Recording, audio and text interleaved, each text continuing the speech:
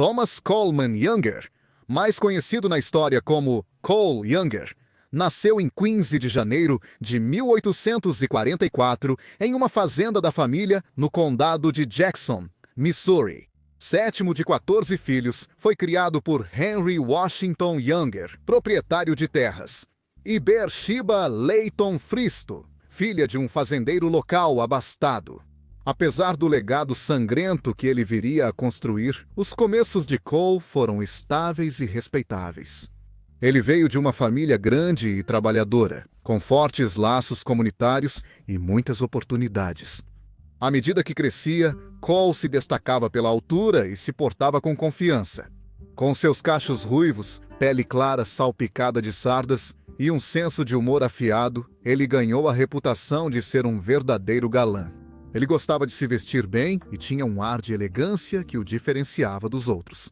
Apesar de toda a violência e crimes pelos quais ele ficaria conhecido mais tarde, havia um lado mais suave, quase surpreendente nele. Ele adorava ler, gostava de cantar em corais de igreja e era conhecido por pregar pegadinhas inofensivas que faziam as pessoas rirem em vez de ficarem irritadas. Mas a boa vontade virou mau karma para Cole Younger no início dos anos 1860. O Missouri, como muitos estados de fronteira, foi dilacerado durante a Guerra Civil, não apenas por exércitos tradicionais, mas por brutais escaramuças no interior e assassinatos vingativos sem lei. Esses conflitos de guerrilha, muitas vezes travados entre vizinhos e antigos amigos, foram alguns dos mais cruéis da guerra. O pai de Cole, apesar de ser simpatizante da União, foi morto a tiros por um soldado da União do Kansas. Essa perda abalou profundamente Cole e o levou a seguir um caminho violento. Jurando vingança, ele se uniu às guerrilhas confederadas, cavalgando com William Clark Quantrill, notório líder de um grupo desorganizado. Em 1862, as forças confederadas convencionais já tinham praticamente deixado o Missouri para os combatentes irregulares. Sem exércitos para protegê-las, as cidades ficavam à mercê de qualquer lado que chegasse. O grupo de Cole Younger, como muitos outros, entrou em uma amarga disputa com a milícia unionista do Kansas, conhecida como Red Legs, infame por suas táticas de terra arrasada e brutalidade. Nesta terra sem lei e marcada por sangue, nasceram as lendas dos fora da lei. Para Cole Younger, a guerra não apenas o moldou, ela o transformou em algo novo. Um homem que deixaria para trás qualquer aparência de vida comum e mergulharia de cabeça no legado de violência, vingança e infâmia do Velho Oeste. No início de agosto de 1862, enquanto os guerrilheiros de Quantrill planejavam atacar Independence, Missouri, Cole Younger se voluntariou para uma tarefa arriscada: reconhecer a cidade. Para evitar ser descoberto, ele se disfarçou de uma senhora idosa, com uma cesta de maçãs e montando de lado, e se passou por um vendedor inofensivo. Disfarçado de velha vendedora, ele circulou entre os soldados da União, observando silenciosamente o número deles e as fortificações. Mas sua cobertura de espionagem quase foi descoberta quando ele demorou demais, fingindo fazer uma contabilidade imaginária. Um sentinela desconfiado segurou as rédeas da mula dele. Mas, mais rápido no gatilho, Cole sacou uma pistola escondida, atirou no homem e fugiu no meio do caos.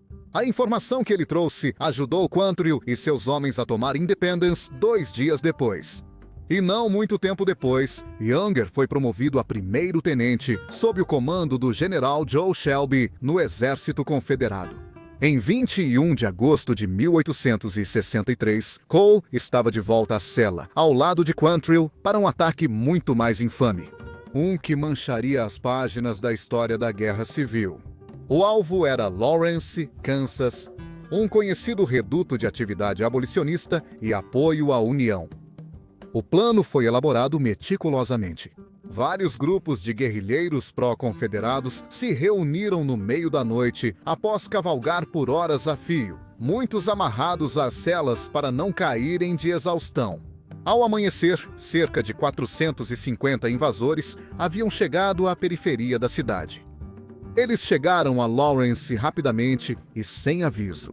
No caos inicial, o pastor local, que também servia como tenente no 2º Regimento de Negros do Kansas, foi morto enquanto cuidava de suas vacas. Logo depois, os saqueadores Bushwhackers invadiram o Hotel Eldridge House e o usaram como seu quartel-general temporário. De lá, o grupo se dividiu e varreu Lawrence como uma tempestade de fogo. Prédios foram saqueados e incendiados. Bancos, lojas e casas foram saqueados. Em apenas algumas horas, mais de 150 homens e meninos foram assassinados a sangue frio.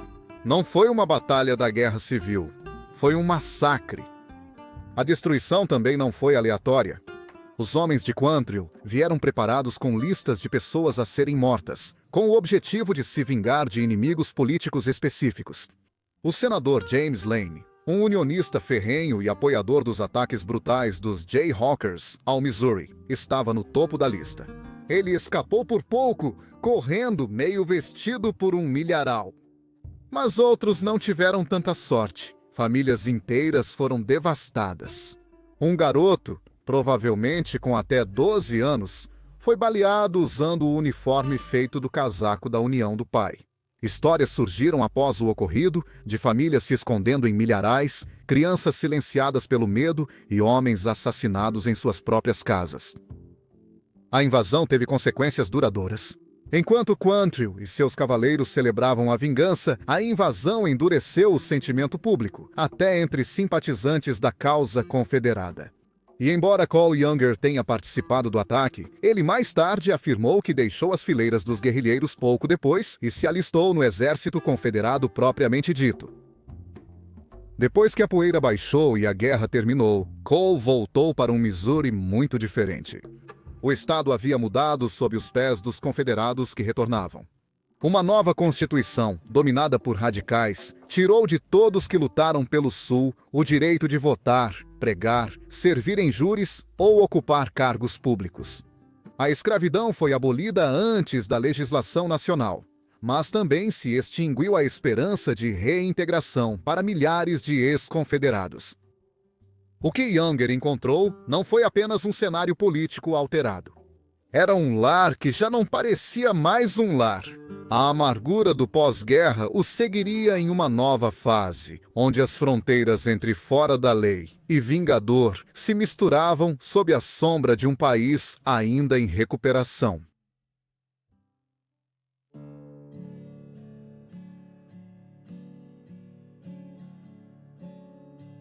Depois que a poeira da Guerra Civil baixou, a maioria dos ex-guerrilheiros confederados voltou silenciosamente à vida normal. Muitos abandonaram o Missouri e foram para lugares mais acolhedores, como Kentucky, onde família e antigos aliados facilitavam o recomeço.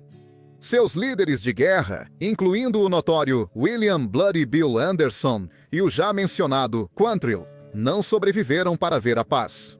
Mas nem todos os homens sob seu comando depuseram as armas. Um remanescente particularmente violento do grupo de Anderson, agora seguindo o implacável Archie Clement, recusou-se a desistir da luta. Clement e seus homens não apenas permaneceram juntos, eles redobraram seus esforços. Em 13 de fevereiro de 1866, eles fizeram o primeiro assalto à mão armada a um banco em plena luz do dia durante a paz na história americana. O alvo foi a Clay County Savings Association, um banco administrado por alguns dos cidadãos mais proeminentes da região. Dias antes, esses mesmos homens haviam se reunido para uma reunião pública sobre os assuntos do banco. Autoridades agiram rápido. O governador ofereceu recompensa por Clemente, mas em vez de se esconder, Clemente e sua gangue ficaram ainda mais ousados, realizando mais assaltos no mesmo ano. No dia da eleição em Lexington, Missouri, Clemente conduziu seus homens às urnas, ameaçando e intimidando para garantir a vitória de seus candidatos preferidos.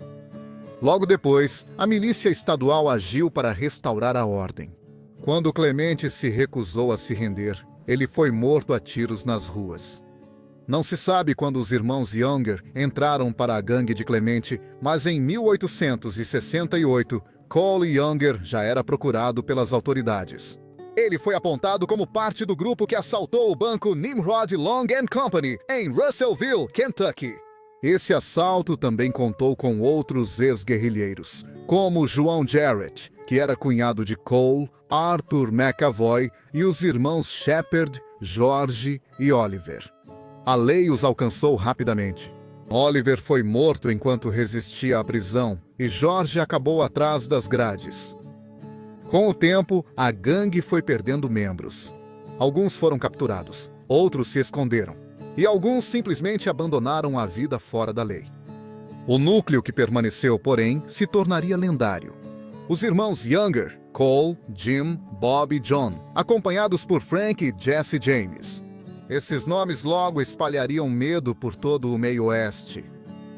Cole Younger, em particular, foi repetidamente identificado como suspeito em uma série de assaltos ousados, tanto no Missouri quanto no Kentucky. Bancos e diligências eram os alvos favoritos. Mas, no início da década de 1870, surgiu um novo problema. Os bancos estavam ficando espertos. A segurança estava mais rígida, os cofres mais avançados e os riscos para os ladrões estavam aumentando rapidamente. Sempre pragmático, Cole decidiu que era hora de mudar de tática. Ele e o resto da gangue começaram a concentrar seus esforços em assaltos a trens, onde fugas rápidas e alvos de alto valor prometiam um retorno melhor pelo risco. Um desses primeiros assaltos a trens, o roubo de 1871 ao Banco dos Irmãos Sacobati, em Corydon, Iowa, marcou um ponto de virada, pois eles começaram a mudar o foco de bancos para trens. Espalhou-se a notícia de que uma remessa de ouro no valor de $75 mil, uma fortuna na época, estava a caminho do leste saindo de Cheyenne pela ferrovia Chicago, Rock Island e Pacific Railroad. A quadrilha, rapidamente, começou a fazer planos para interceptá-la. Enquanto Frank James e Cole Younger foram para Omaha para obter detalhes sobre o horário do trem, Jesse James e os outros se posicionaram na floresta perto da pequena cidade de Adair, em Iowa. Em 21 de julho de 1873, a quadrilha colocou seu plano em ação. Eles removeram 2 pregos da ferrovia dos trilhos na curva perto de Turkey Creek, esperando descarrilar o trem naquela curva. Escondidos, eles aguardaram a chegada da locomotiva. Quando atingiu a seção enfraquecida, o trem saiu dos trilhos e despencou no riacho abaixo, matando o maquinista e o foguista instantaneamente e ferindo vários passageiros. Com os vagões destruídos espalhados, os bandidos subiram a bordo, forçaram um guarda a abrir o cofre e realizaram o roubo usando capuzes brancos. Vestuários que lembravam assustadoramente as máscaras que depois seriam ligadas à Ku Klux Klan. Mas o pagamento da gangue nunca chegou. Aquela remessa de ouro esperada de $75 mil havia sido adiada, e esse cofre continha apenas $2 mil, apenas uma fração do que eles buscavam. Para não saírem de mãos vazias, os ladrões se voltaram para os passageiros, tirando deles dinheiro e joias, juntando mais $1.000 antes de desaparecerem de volta para o interior do Missouri. Depois disso, os nomes dos irmãos mais novos começaram a aparecer ligados a assaltos em todo o Missouri, Kansas, Kentucky e até tão longe quanto a Virgínia Ocidental. A quadrilha atacou outro trem na ferrovia Iron Mountain em Gads Hill, Missouri, em 1874. Uma ação ousada que enfim atraiu a atenção da Agência Nacional de Detetives Pinkerton. Agora, os detetives mais implacáveis do país estavam no encalço deles. As coisas se tornaram mortais em 17 de março de 1874. 2 agentes da Pinkerton, Louis Lowell e John Boyle, cruzaram o caminho de Jim e John Younger em uma estrada rural do Missouri. Um tiroteio começou, e Lowell e John Younger foram mortos, enquanto Boyle e Jim Younger fugiram. A agência redobrou os esforços. Outro homem da Pinkerton, A.B.J. Witcher, que já vinha seguindo os irmãos James, foi encontrado morto em uma estrada secundária no condado de Jackson. As autoridades acreditavam que Cole Younger ajudou a organizar os esconderijos e pontos de encontro, que permitiam à gangue estar sempre um passo à frente. Com o aumento da pressão, alguns membros da família Younger, ampliada, até mudaram seu sobrenome para Youngers, escrito com J, numa tentativa de se distanciar da crescente notoriedade.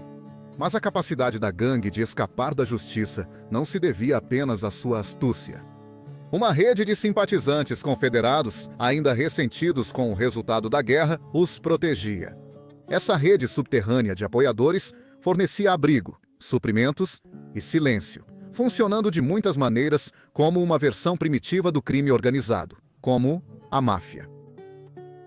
Enquanto Jesse James dominava as manchetes e despertava a simpatia do público por meio de cartas cuidadosamente elaboradas para a imprensa, Cole Younger agia de forma mais discreta. Isso permitiu que ele mantivesse um perfil mais baixo, guiando silenciosamente as operações da gangue nas sombras, enquanto Jesse se tornava o garoto propaganda da rebelião dos fora da lei do pós-guerra. Era um jogo perigoso, mas por um tempo funcionou. A gangue, James Younger, permanecia fora do alcance, protegida e impulsionada pelas lealdades fragmentadas de um país ainda dividido. No outono de 1876, a gangue de Cole e James Younger fez um de seus movimentos mais ousados e desastrosos. Uma tentativa de assalto na tranquila cidade de Northfield, Minnesota. Cole e Bob Younger explicaram depois que escolheram esse local porque o banco estava ligado a dois homens que eles desprezavam, os ex-generais da União Benjamin Butler e Adalbert Ames, ambos políticos de destaque durante a reconstrução. A gangue, ainda mergulhada na amargura do pós-guerra, via o assalto como um golpe contra seus antigos inimigos da causa da União, não apenas por glória e riqueza. Em sua viagem para o norte, os fora da lei passaram pela pequena cidade de St. Peter, logo acima de Mancada. Lá, eles fizeram uma breve pausa, tempo suficiente para chamar a atenção de algumas crianças curiosas que admiravam seus cavalos bem cuidados. Cole Younger, conhecido por seu carinho por crianças, apesar de sua vida fora da lei, levantou uma menina de 6 anos na cela e lhe deu uma breve volta. Com um sorriso caloroso, ele disse a ela: abre aspas, espero que você sempre se lembre de mim. A menina, chamada Horace Greeley Perry, em homenagem ao jornalista admirado pelo pai, olhou para cima e prometeu: sempre serei sua amiga. Anos depois, muito tempo após Cole ser capturado e preso, ela manteve essa promessa, visitando-o na prisão para lembrá-lo do breve, mas duradouro encontro que tiveram. Mas antes que esse reencontro pudesse acontecer, Cole Younger teria que sofrer as consequências da decisão fatídica da gangue em Northfield. Quando eles chegaram à cidade no dia 7 de setembro, 3 membros da gangue entraram no banco, enquanto Cole e os outros ficaram do lado de fora de vigia. As coisas desandaram quase imediatamente. Os cidadãos de Northfield, Minnesota, não eram as vítimas passivas que a gangue esperava.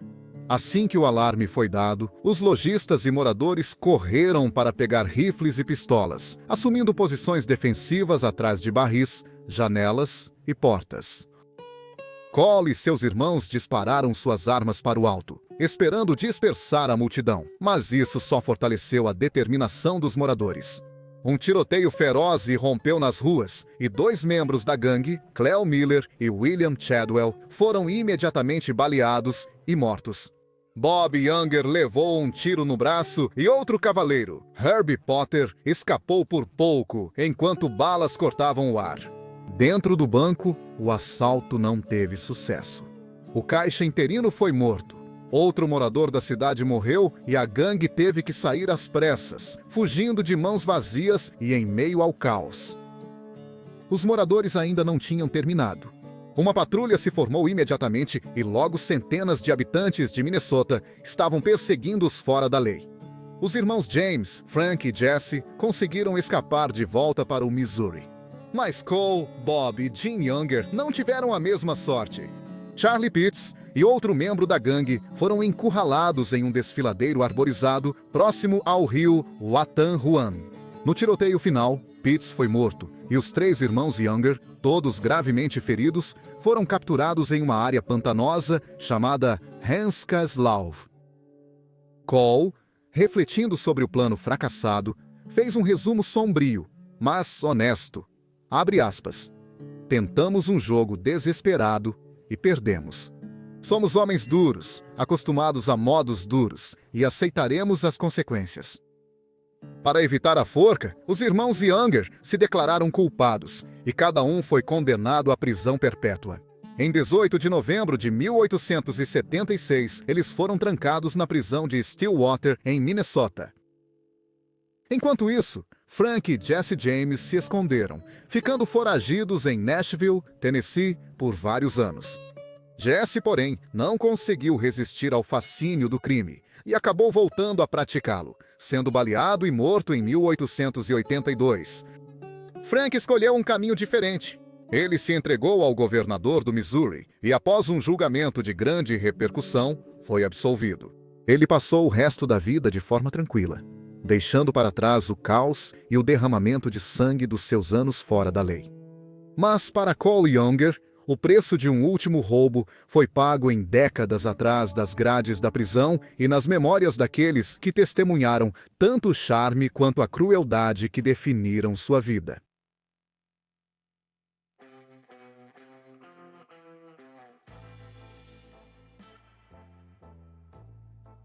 Após anos presos, Cole, Jim e Bob Younger encontraram formas de manter a mente ativa enquanto cumpriam pena em Stillwater. Os três irmãos contribuíram com dinheiro para ajudar a lançar o Prison Mirror, um dos primeiros jornais já publicados dentro de uma prisão nos Estados Unidos. Cole assumiu o papel de aprendiz de impressor, o que na época era chamado de Diabo do Impressor, e também atuou como bibliotecário da prisão. Os dias deles atrás das grades, embora duros, não eram sem propósito. Alguns podem até chamar isso de uma versão da vida real de Cole Younger de Um Sonho de Liberdade. Mas os anos de prisão cobraram seu preço, especialmente para Bob Younger, que há muito sofria com os ferimentos sofridos durante o ataque a Northfield. Enfraquecido e debilitado, Bob Younger morreu na prisão em 16 de setembro de 1889, vítima de tuberculose.